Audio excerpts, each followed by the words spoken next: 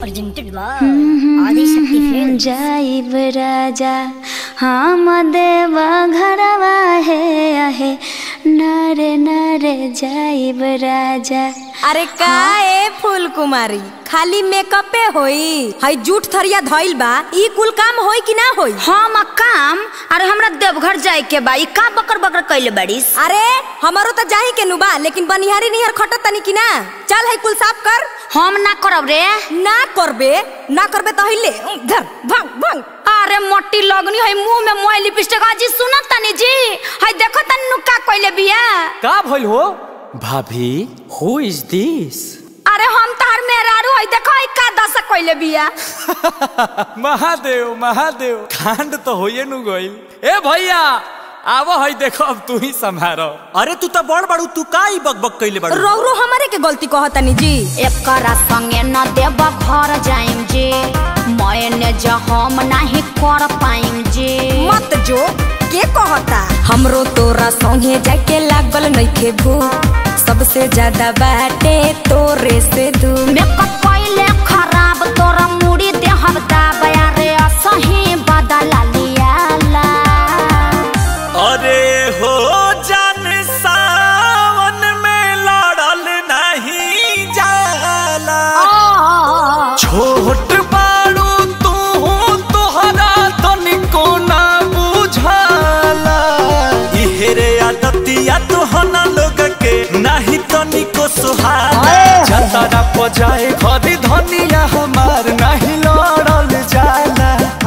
देखी जी हम रउआ से एगो बात साफ साफ कह देता का हो कह उही राजकुमारी तो हम हूँ है कोई नफ झांसी आ ऊ जाई देवघर तो हम जाए काशी ई गाल गुल ना चलबो। अरे ए भाभी शायद अब तू कुछ मत बोली हो। देख ले जतने तेज बा तोर तेवर ओतने शरीफ बड़े हमार हई देवर। हाँ तो जा उनके संगे चल जा।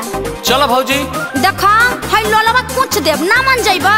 ओम नमः शिवाय। ए जी रउआ मजा लेता निका। सुन बबुआ छोट बिया त छोटे लेखा रहो रउआ समझा दिया भैया हम क्या कुछ न कहो। हमरा लागत कि ई लोग मनी है जाना पूजा पाठ के लक्षण लोग जानी है जाना। हम नहीं मानब पर छाई नहीं ढंग मोरे डांटे जैसे हाथी मतवाला। अरे बन करा कान तू ही मारा मुंह में ताला ना तो सोचा कोई का गाँव घर मोहल्ला इहेरे आदतिया तोहना लोग के नहीं तनिको सुहाला जतरा पजाए घरी धनिया हमार नहीं लड़ल जाला। अच्छा ठीक बा रौरे बड़ रही हम छोट हो जाता नी। देखो तारे न अंकुश हमारा मेहरारू के कितना ऊंच विचार बा। ऊ तो बढ़ले बा। का हो तहरा कुछ बुझात नहीं खे साफ हमार समाज में मुड़ी नीचे गड़वाइए देबू का? का करती है पतिया दीदी जी पहले कह देले रहती तो झगड़ा होई। अच्छा सुनो अब दोनों जानी मिल के एगो बाबा के बढ़िया भजन गाओ जाता। गावत छोटको हमनी के मांगे निजा रउआ से बाबा ये है दे दिया से। घर परिवार मोरा बनल रहोई